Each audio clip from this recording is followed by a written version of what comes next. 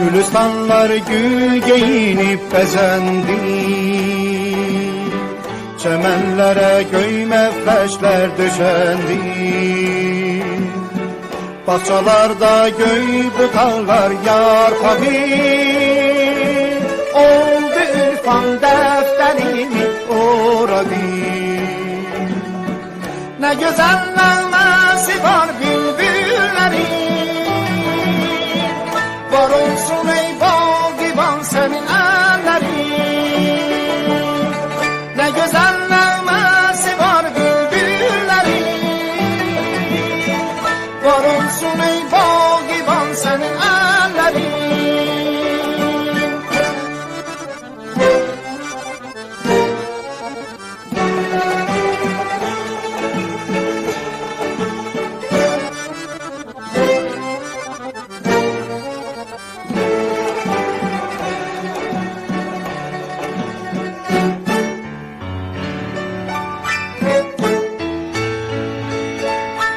Dağlara, serelere eyle güzel,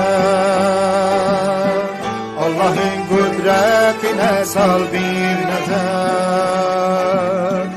Yakılıp çemene etli güllerin, örülüp saçları o sümbüllerin.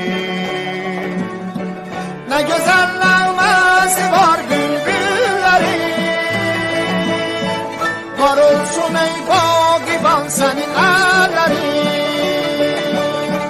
Ne güzel nağması var bülbüllerin,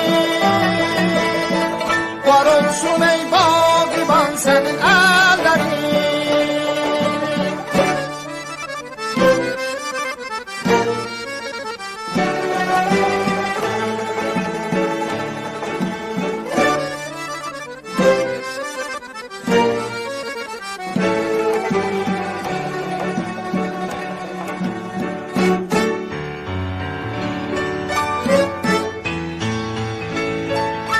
Nəğmələr ürəklərə xoş gəlibdir, baharın fəsli bizə xoş gəlibdir.